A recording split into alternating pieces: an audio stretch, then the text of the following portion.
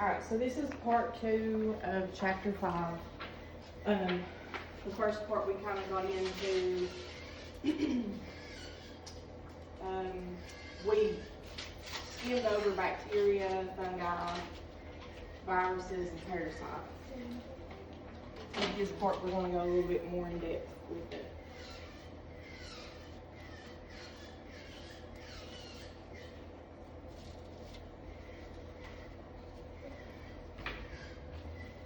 So working in a salon is fun and it's really rewarding because you get to make people feel good about themselves. But you also carry a big responsibility in that profession. The reason we go over this is because there is a possibility that we can spread things to our clients, but if we follow best practices, you'll be safe. And it's important to know that the prevention of spreading infectious diseases starts with you and how well you clean up after yourself in the salon.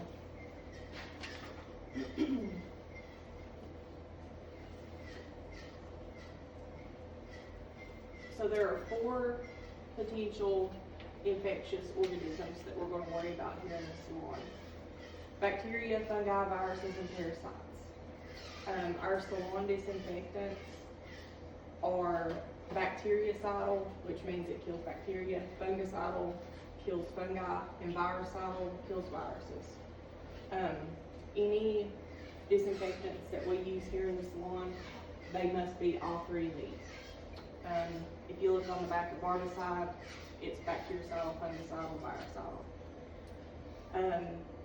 Mix your disinfectants and use according to the instructions. So bacteria, there are 2 different types. Non-pathogenic, it's helpful or harmless bacteria, and pathogenic, that is harmful and disease producing. Non-pathogenic bacteria is the bacteria that is the bacteria that's in your gut that's good, that helps you digest your food. And then pathogenic is like strep or a sinus infection, something that you'd have to take an antibiotic for. So pathogenic bacteria have 3 different classifications. Cocci is round shaped, bacilli is rod shaped, and spirilla is spiral or corkscrew shaped. Staphylococci is what is the staph infection. It grows in clusters. Streptococci grows in curved lines, and that's like a strep, like strep throat. And then diplococci grows in pairs. So the di means 2, it grows in pairs.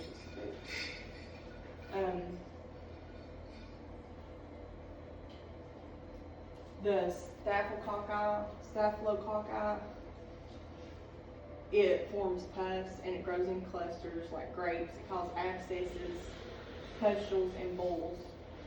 Streptococci is also pus-forming bacteria that's arranged in curved lines, and it resembles a string of beads. It causes infections such as strep throat and blood poisoning.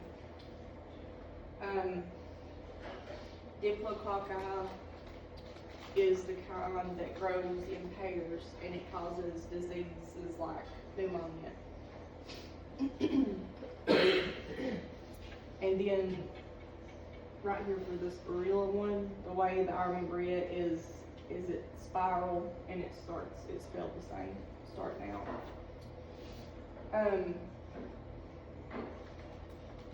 They're divided into subgroups. Treponema pallidum causes syphilis, and then Borrelia, I don't know how to say that, Burgdorferi causes Lyme disease.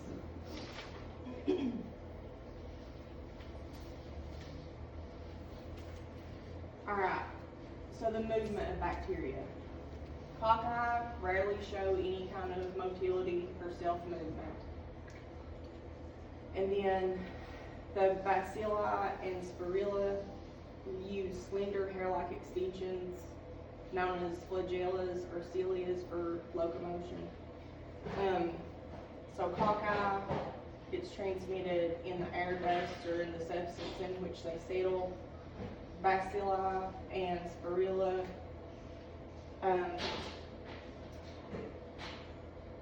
they are the bacteria that grow in like liquid because they have those little hair-like structures and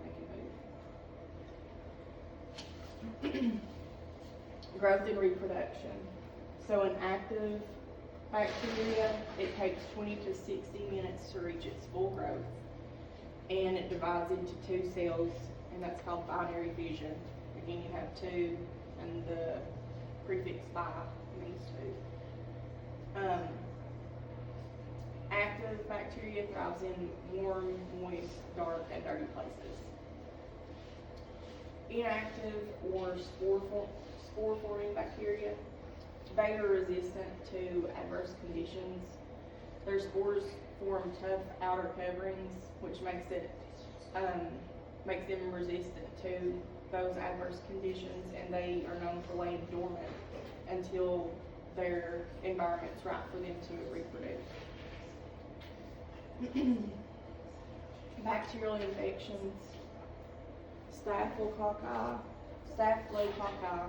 is food poisoning, toxic shock syndrome, and MRSA. They're usually a localized infection. They can turn into a systemic infection, or that means when pathogenic bacteria and their toxins are carried to all parts of the body by the bloodstream, and they are contagious or a communicable disease. So that means that they can be spread by coughing, sneezing, unclean hands, unclean implements, open sores, cups, towels, and so on and so forth.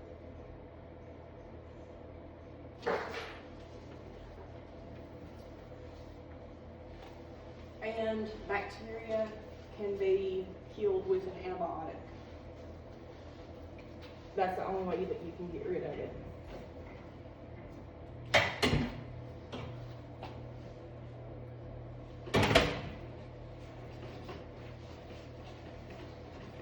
Okay, the next group is viruses.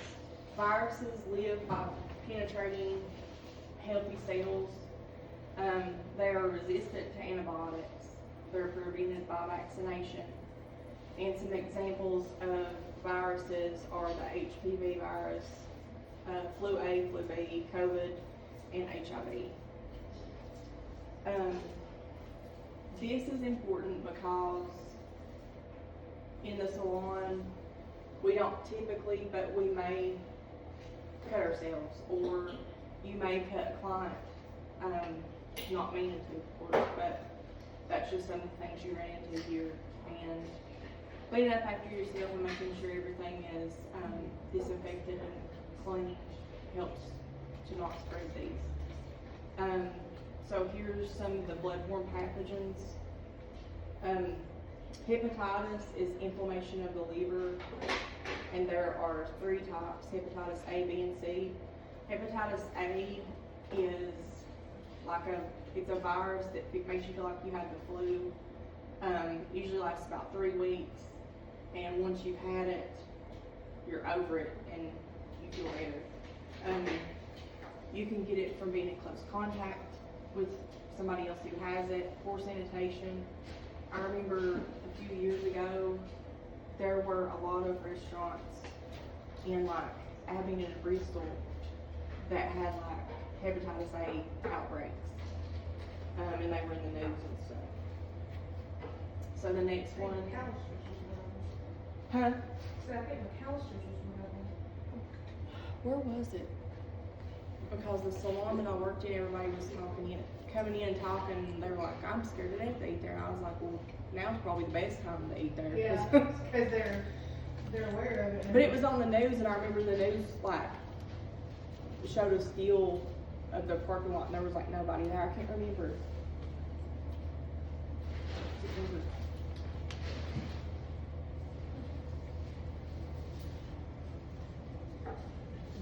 Hepatitis B, also it's an inflammation in the liver.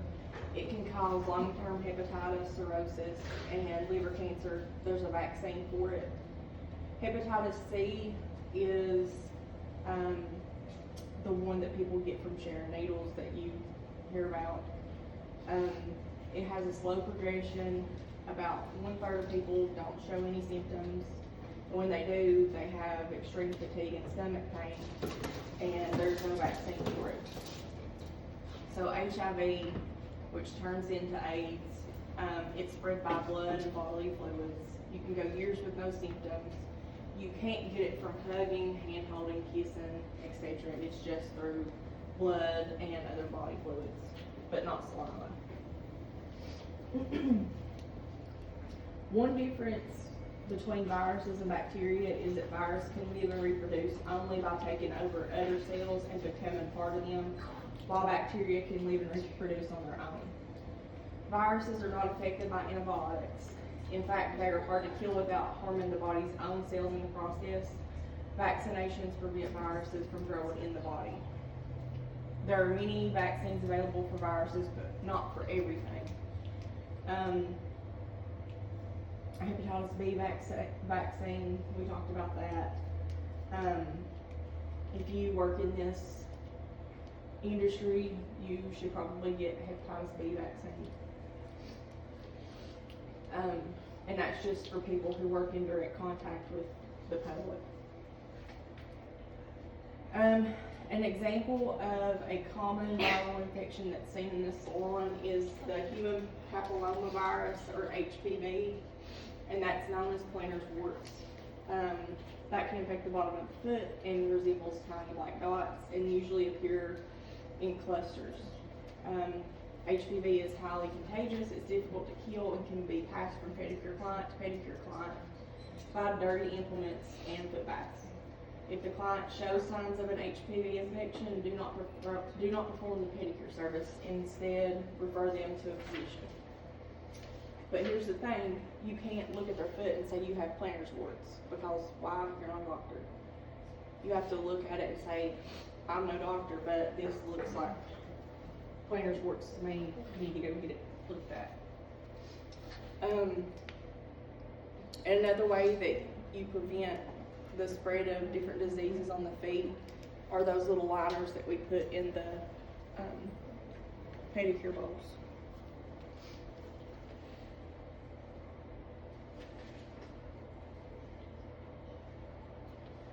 The next group is fungi. And fungi are micro plant-like parasites. This includes mold, mildew, yeast, contaminated implements, or not prepping the nail plate is how they can be spread in the salon. They are more common on feet than on hands. Do y'all know any other fungi? Right off the top of your head? Mushrooms that we eat. Dry fish, Yeah, Puffballs, yeah, lion's head. yeah. Lion's mane. That's what I meant. So another one other than spreading fungus from on like pedicures and stuff is something called Pinea barbae. It's called barber's itch, and that is more prevalent around like the hairline and where your clippers would touch. The next one is Tinea capitis. It's a fungal infection of the scalp.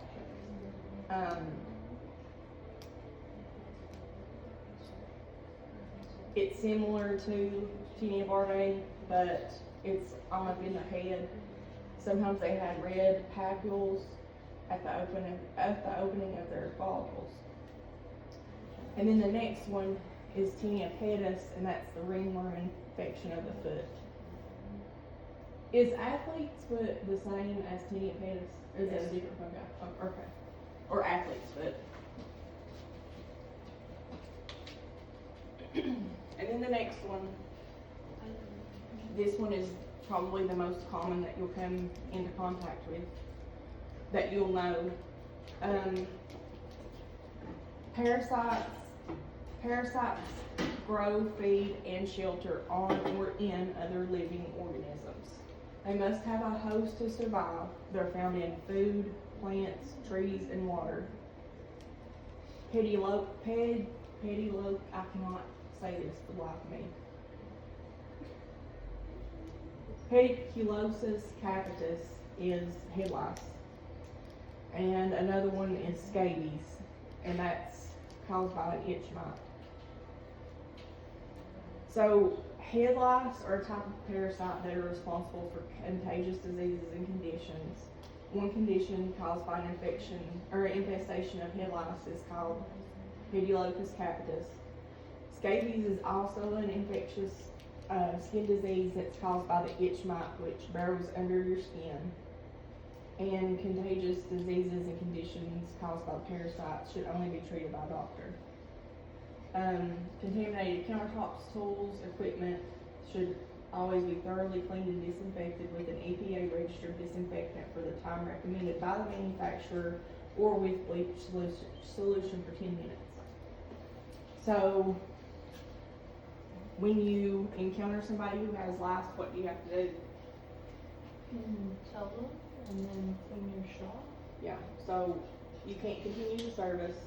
You can't say you have lice. You have to say, this looks like this looks like lice to me. You can't finish their service. You have to get them to leave. You have to bag up your apron, or your apron that you have on, their cape, their towel, everything in a trash bag and leave it for 24 to 48 hours. And then you have to clean and disinfect your whole workstation. Everything you used on them, everything that was out, you have to clean and disinfect it. Now scabies. Scabies is another one that you could pick up in the salon, or you could transfer it. It's caused by the itch mite. They burrow under your skin, and what I think I told you all, what makes you itch? Yeah, so we're allergic to their feces, so they just burrow and use your skin as a toilet, and you're allergic to it, so it makes you itch. Alright. Anybody have any questions? What does scabies look like? You can't see it. So how do we know somebody has scabies? You won't. But you will see it if like they are infected with it and they've been scratching. They'll be red, and it shows up like in the places where you bend. So like your wrists, your elbows, inside, in between your fingers. Well, how do we know if it's eczema or scabies? Because I have eczema. Eczema pops up in all those places too. Do you have scabies? No, I have eczema since I was a baby. No, you know that you have eczema. Well, how will we know if it's eczema or if it's scabies? Look up scabies on your phone. There might be a picture in the book. Yeah, there might be. Because I know what eczema looks like, but you can't really be like, hey, let me look at your fingers. But if you're cleaning after each client, you shouldn't have to worry about it because you're killing. Okay, yeah, that. And the ones you see may be like real bad outbreaks. I'm searching up the eczema and scabies. Okay, because scabies is more like that, and Yeah. eczema is more like a long rash. Okay, I get it. What you're saying. Because I don't know, you can see it on the arms. And I'm bad. now, but like you see the dry skin and Mm-hmm. stuff. Especially like in the summertime. I sleep with my arms bent, and I sweat in my sleep. I get heat rashes right there in my elbow. Well, my eczema doesn't really pop up everywhere, but it'll pop up like right here, and then in my armpit right here, and then for some reason only on like this finger, but it's not really eczema. If there was a way you could. But like if one of us were to come down with it or whatever, we would let everybody know, get treated, and then I would just work with gloves on until How do you get treated for scabies? they give you some kind of lotion that's got a, for lack of a better word, insecticide in it. I don't know what it's called, but it kills the parasite, but not the skin that it's in. Something that we as humans are not affected by, but parasites are. I just didn't know if it was like a shot you had to give. Well, ivermectin, you know how it was in the news real big. They used to make a thing for lice that was just, it was prescription only, but now they sell it over the counter. It has ivermectin in it. Yeah, 'cause I know they have my mom used to try and do a bunch of that weird stuff, like put band-aids on your head and all those things, and then now she'll use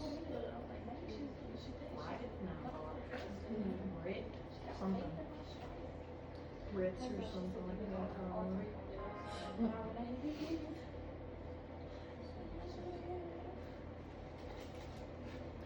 So this is another one that you will probably have several questions on your board. So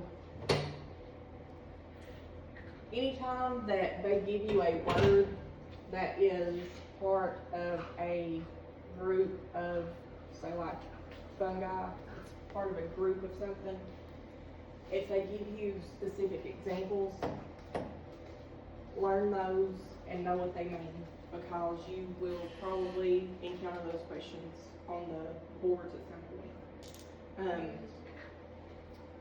And there's ways that you can remember. These words are broke down, or they're Latin based, but barber's itch, and tinea barbae, and then if you see anything with cat, think of a cap that somebody wears on their head, it means their head. And then pedis, it's got the root word pedi, which means feet.